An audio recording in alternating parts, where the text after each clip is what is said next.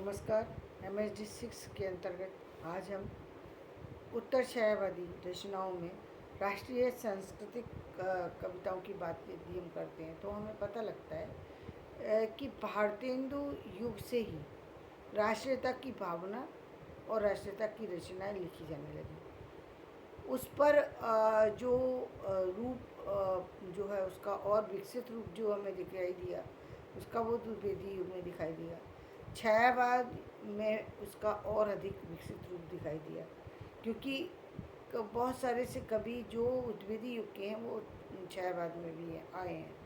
और फिर उत्तर छायावाद में उसके विकास की एक अलग ही स्थिति थी। तो द्विवेदी युगीन राष्ट्रीयता अतीत गौरव के बोध से परिभाषित थी, तो छायावाद युगीन राष्ट्रीयता विशुद्ध मानव ऐक्य का आदर्श लेकर चल रही थी। द्विवेदी युगीन राष्ट्रीयता क्या विशुद्ध मानव ऐक्य का, कि मानव की एकता में बहुत बड़ी ताकत होती है, वो चाहे तो कुछ भी कर सकती है। लेकिन ये एकता किस तरह की थी? दो तरह की जो एकता की बात कही, एक अहिंसावादी जो गांधीवादी थी, और दूसरी एकता वो जो गांधीवादी नहीं थी, जैसे सुभाष चंद्र बोस। द्विवेदी युगीन राष्ट्रीयता और छायावादी राष्ट्रीयता का ये अंतर नंदलाल वाजपेयी ने मैथिली शरण गुप्त की कविता नीलांबर परिधान हरित पट पर सुंदर है तथा प्रसाद व निराला की क्रम से अरुण ये मधुमेह देश तथा भारती जय विजय करे जैसी रचनाओं में दिखाई देता है। छायावादी राष्ट्रीयता में प्रादेशिकता का आग्रह कम है और विशाल मानव ऐक्य की भावना है। विवेच्य काल की राष्ट्रीयता स्वतंत्रता प्राप्ति की प्रत्याशा की तीव्रता और परतंत्रता की बेड़ियों को तोड़ फेंकने के उत्साह से सम्मिलित है।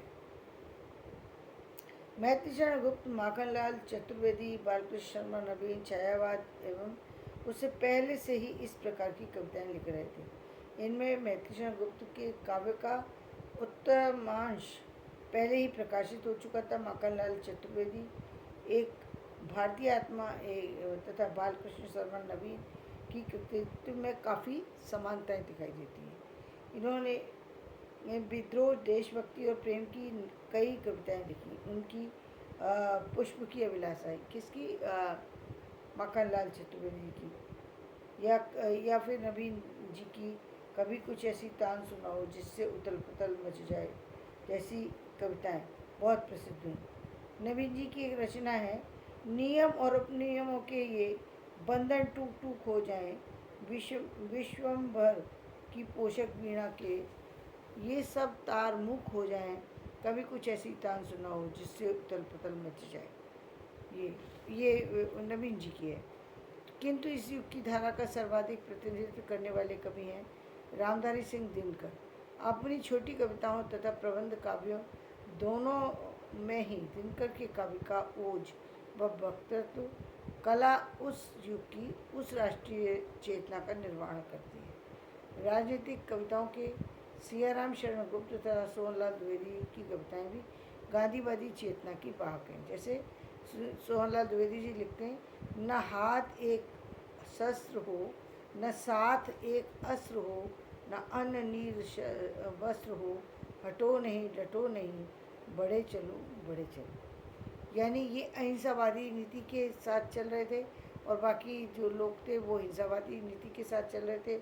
लेकिन मुख्य बात ये कि राष्ट्रीयता की भावना उस समय के जो कवि थे उनके अंदर एक नया रूप ले चुकी थी, और वो अब व्यक्तिगत से एक एकता के सूत्र में बढ़ कर के इस राष्ट्रीय गौरव की बात करने लगे थे और राष्ट्रीयता को बचाने की बात करने लगे थे, आगे बढ़ने की बात करने लगे थे। तो धन्यवाद।